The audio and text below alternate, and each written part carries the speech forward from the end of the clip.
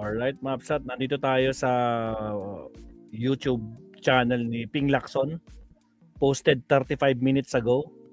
Ping Lacson, on remote voting. Nako, ito pa din, pagboboto ng online at impeachment trial interview kay Senator Ping Lacson. Pakinggan natin. Here we go. Anyway, good Okay morning. lang po. Morning, Good Igan. morning. Okay lang yan, force majeure po yan. Senator, sabi ng publiko, ano pong mga estratehiya ng minority para hindi ipilit itong mga isyong ito, like yung pagboto ng wala sa session hall? Uy, mga kabsat, again, shout out naman sa 300 plus live viewers. Sa 300 live viewers, baka naman guys, gawin nyo ng 100 yung like natin. Like po tayo, Mapsat. Wala pong bayad yan, baka nakalimutan nyo lang. Maraming salamat. Okay, tuloy, Ping Lacson, pasok. So, ang mangyayari ba, walk out na lang ng walk out ang minority? I hope not. Sana Okay. pakinggan yung debate. Kasi Yun. yung nangyayari, gustong tapusin yung debate na hindi Ryan, pa naman namin LC, talaga na-discuss LD. yung mismong substantive issue. Yung mismong yung amendment ng rules. Nandun pala kami sa procedure pero gusto nang putulin yung debate at mag-divide the house papunta na sa botohan. Oo. Hindi naman po pwede. I-tackle muna namin yung procedure kasi mali yung ini-invoke nilang rules kaya kami hindi magkaintindihan ni Senate President. Nag-govern sa amin sa ngayon, sa sitwasyon ngayon, yung Rule 24 kasi may action taken na sa floor, Oo. na-refer na to sa Committee on Rules, bakit babaliwalayan mo? Committee system yung yung Senado, yung Oo, Kongreso. Mhm. We cannot function without the committees Mhm, Okay. mhm. Yung sinasabi ho na parang pagkukumpara, 'di ba? Bakit daw noon nagkaroon ng Paghiling. pagpapahayag, Oo. paghiling na magkaroon din ng pagkakataon na mapasali po sa sesyon sina dating Senador Laila de Lima. Pero ano ba ang kaibahan ngayon? Kayo na ho ang mag-explain para mas detalyado tayo. Noon, apples. Ngayon, oranges. Kasi noon, Malayo talaga. una, hindi Mhm. naman na-adapt yun Oo. Kasi resolution pa lang yun na nagko-author pa nga ako doon kay Senator Drilon Mhm. na payagang mag-participate. Unang diferensya, ang first difference, yung resolution namin noon para lamang mag-participate sa committee hearings at saka sa plenary sessions. Mhm. Wala doon nakalagay sa resolution na papayagang bumoto. Ayun. Kasi ang pagboto, kailangan talaga, nandiyan kaming physically present sa plenaryo. So, number one. Number two, yung situation ni Senator De Lima, nandun siya sa Kamkrame Mhm. within the jurisdiction ng korte. At nakalaan din doon na kukuha pa ng leave of court, hindi automatic na pagka, halimbawa, na i-adapt namin yung resolution na yon. Automatiko, pwede na agad mag-participate. Hihingi pa ng permiso sa court kasi ang legal custodian ni Senator Laila noon, yung korte, yung RTC. Hindi lang yon, meron pa siyang physical custodian na kailangan payagan pa siya ng PNP para mag-participate kasi dalawa yung custodian siya physical at saka yung Aha. legal. Opo. So, ang laki ng diferensya ngayon. Gusto nila tuloy-tuloy pag inadapt yung resolution, okay, assuming granting na kailangan pa rin. Kasi magiging unconstitutional na yun pagka pinilit ng Senado na baliwala natin yung korte. Basta meron tayong inamend natin yung rules, kailangan automatic pagka meron tayong botohan, magpa-participate sila. Mhm. So that's a no-no because igagalang natin yung judiciary, di ba? Kasi halimbawa, si Senator Bato, saan tayo hingi ng leave of court? Sa ICC?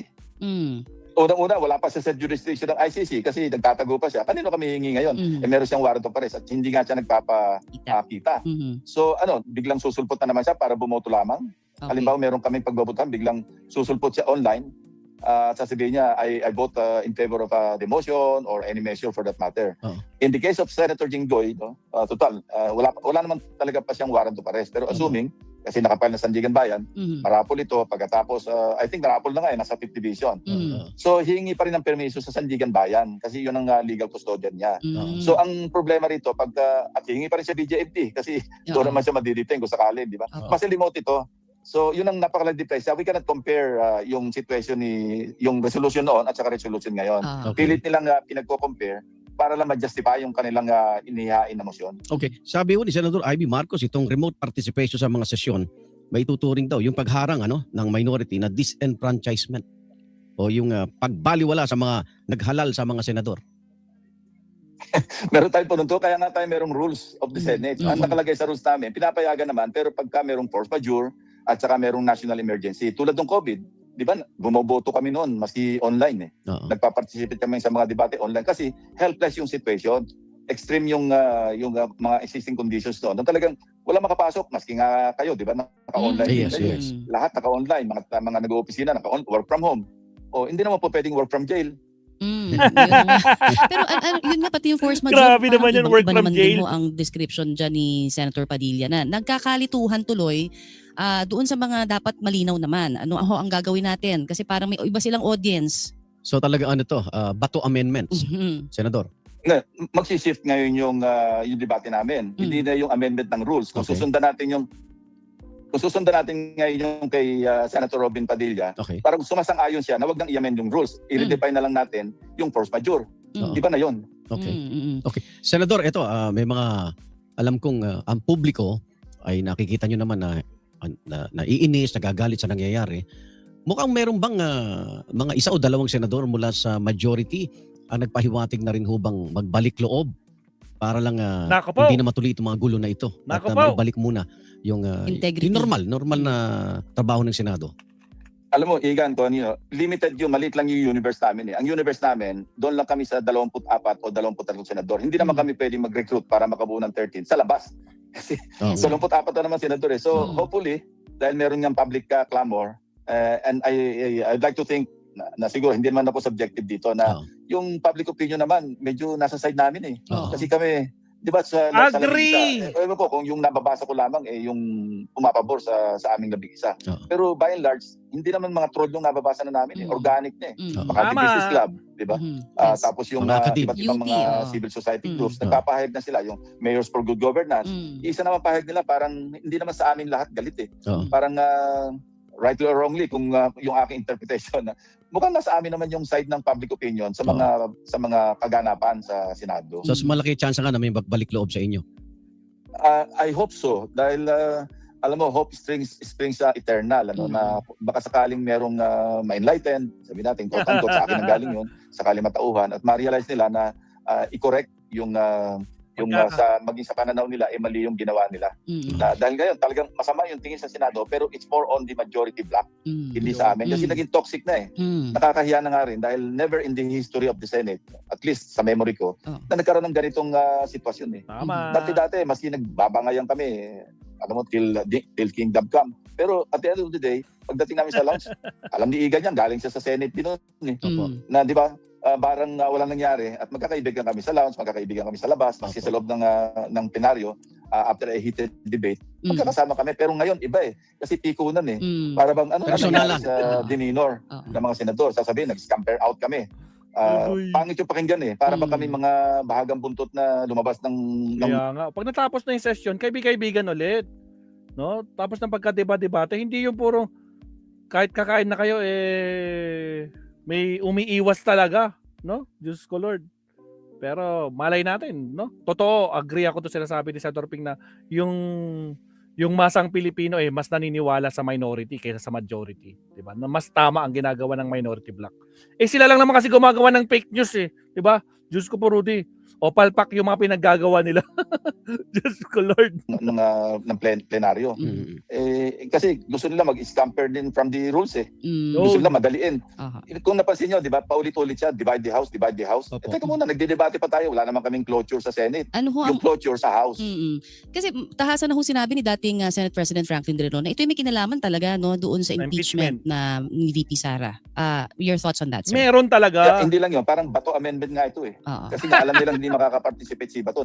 Bato amendment kasi hindi nga makakaboto kaya gagawa nila ng paraan makavote lang. At syempre kapag hindi nakabote si Bato, wala, tabla talo lang 'yan. Tabla. Ngayon na kung maaresto si Jinggoy. So kung 12 sila, 'di ba? Maaresto si Jinggoy. 11 tabla na. Wala na talaga.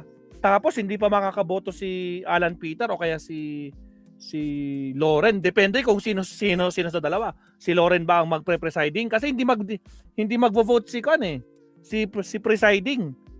'Di ba? Kaya Diyos ko Lord, wala na. Kabado na sila mga kapsat. Diyos ko po, Rudy. Ingit na nga siya nung Apo. nag-change ng leadership. Mm. Nag-sneak in na nga siya tapos nag-sneak out. So, well, kung gusto nila talaga mag-participate si Bato, ang mapapaboran niyan, yung law enforcement. Mm. Kasi matatrack siya. Pagka gumamit siya ng kanyang cellphone, iPhone, o kaya yung kanyang Malalaman. laptop o kanyang iPad, baka doon siya mahuli. Oo. Kasi matagal-tagal yung unless mag-i-sneak in lang siya na boboto tapos mawawala na siya sa ere. Siguro, Baka ganun ang plano nila. Kasi pag tumagal siya, nag-participate siya halimbawa sa debate, nakababad siya ngayon online. Pag nakita-kita yung IP address niya, malamang sa hindi, Nahuli masukol siya. Mm. pero ito ang paliwanagan sa publiko. Bakit ayaw niyo pong payagan na makaboto Bakit nga yung ba? senador na wala sa session? Yun ang rules eh. So Okay. hindi pwede amyandahan. Pwedeng amyandahan pero sundan natin yung procedure. Gusto Tama. nila amyandahan na fast break. Na wag na namin isaalang-alang yung rules. Alam mo, dalawa yung rules na nag-govern pag nag-amend kami. O maski anong motion, resolution, o anong bill o measure na ipapasa. Kaya nga committee system. Ang Senado, ang Kongreso, hindi makafunction without the committees. Yan ang heart and soul ng aming pagiging... kasi kung wala ng komite, of course, may exemption talaga dyan. May exception, yung Rule 136. Kasi ginagawa rin namin yan. Halimbawa, kinokomment namin yung mga athletes na nanalo ng gold medal sa Olympics. Opo. So yun, halos hindi na namin nire-refer sa committee. Kasi pagka merong resolution, dinideliberate na lang namin yon, nag-introduce ng amendments, if any. Sa plenaryo. Tapos right there and then sa floor, ina-adapt na namin yon. Kasi walang referral sa committee. Pero in this case, meron kaming referral sa committee. Kaya nga nung interpretation ko, I made sure na talagang in-acknowledge nila na referred sa Committee on Rules. Kasi maski hawak ko na yung journal na maliwanag na naka-refer sa Committee on Rules, sinigurado ko pa rin, tinanong ko ano bang status nitong motion to amend the rules ni Senator Marcoleta. Tumayo naman si Acting Majority Leader Joel Villanueva. Sabi niya, yes, referred sa Committee on Rules. So huwag natin i-apply yung Rule 136. Wala tayo dun eh. Ang premise namin, yung na-refer sa committee, so ang gagamitin naming rules, ang i-apply natin, Rule 24, na kailangang i-discuss ito, pag-usapan sa Committee on Rules, pagkatapos mag-gather ng majority signatures, yung chairman ng Committee on Rules, i-report out niya, i-sponsoran niya, magdidebate ulit kami sa plenaryo, at yung matalo kami sa botohan, yung wala kami magagawa doon. Pero yun gusto nila i-shortcut. At saka Okay. wala pang Dahil- chairman ng alam mo, Committee on Rules. Paano nyo ni-refer sa committee? Wala pang committee. Bakante Wala yung pang committee chairman. on- Wala. Igan, Connie, maski walang committee, i-constitute namin yung committee. Kaya Kasi alam mo yung Committee on Rules, nag-exist yun even without constituting it. Nandiyan niya sa amin eh. Meron kaming Committee on Public Order, may Committee on National Defense, may Committee on so and so. In December, meron kaming Committee on Rules. Kasi kaya lang, hindi pa ito na-constitute. So kung na-refer ito sa Committee on Rules, ang dapat gawin, i-constitute namin kaagad. Mag-elect kami ng chairman, kasi acting lang ngayon, Oo. mag-elect kami ng mga representatives ng majority and minority. Pag na-constitute, i-take up na yung motion to amend the rules ni Senator Marcoleta. Ayaw nilang gawin yun. Sir, ito Oo. lang palinaw lamang din nakakalito. Sabi nga nung ating mga timbulalo dito. Kasi dapat 'di ba pag sa Timbulalo. impeachment halimbawa 16 senators po ang kailangan na boto para ma-convict. Tama ho? Tama. Okay. Pero paano ho 'yun kung halimbawa sa majority ano lang to sabihin na natin na hypothetical na lang na hindi ho makaboto nga dahil wala sa plenaryo. Automatic ba na yung mga wala ho at hindi makakaboto ay magiging for the conviction na, or is it the other way around? Effectively, para sila nag-acquit. Yung maski nasa floor ka, nag-abstain ka, Para parang ang boto mo nag-acquit. doon acquittal. Oh. Dahil ang absolute number dito is 16. Ang Opo. 16 kasi yun ang 2/3 votes. Okay. At least 16 to convict. Hindi naman 8 to acquit. Hindi ganon. 16 to convict. 16. Just like ratifying treaties. Kasi ang ratification ng treaty, Senado yan eh. Opo, opo. So pagka kinulang sa 16 ang boto to ratify a treaty, hindi Wala ito rin. magiging treaty. Hindi mararatify. Okay. Absolute number yung 16. Now, ito yung isang situation na hindi ko pa alam yung sagot. Halimbawang may nakulong na, wag naman sana nakunwod, Na may senador. nakulong na siyam na senador at 50 na lang naiwanan. Paano yun? Kilala niyo kung sino yung makukulong na siya. Tanggalin mo na si Bato. Lahat sila kulong maabsat.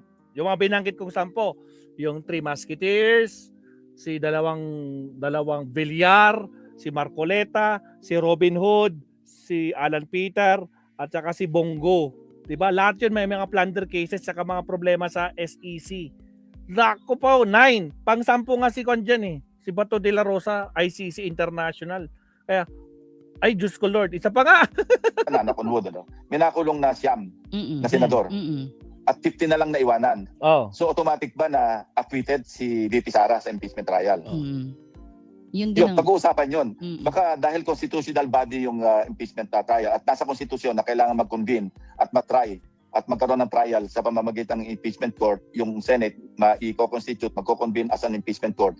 Dapat pag-usapan namin anong remedyo para matuloy ang impeachment trial. Ang pwedeng gawin doon, yun nga, kung may nakakulong, kumuha ng leave of court, no? Para hindi yung online. Kung hindi payagan ng korte, eskortahan sila sa Senado Doon mismo kung merong bumoto. authority or merong court order para mag-participate sila as senator judges. So hindi pa rin pwedeng online. I see. Okay. Pwede Malinaw. pala. So mareremedyohan natin dahil kulang ng numero, wala na 16. Oo. Pero constitutional mandate namin na pag senator judges kami, kailangan mag-convene kami o kaya mag-participate sa impeachment trial. Ang remedy doon, hihingi ng permiso sa korte Korte. yung impeachment court at pagkatapos escortan, kung papayagan ng korte ng Sandigan Bayan, Umattend. yung 9 na senador o 8 senador o 7 senador, Oh.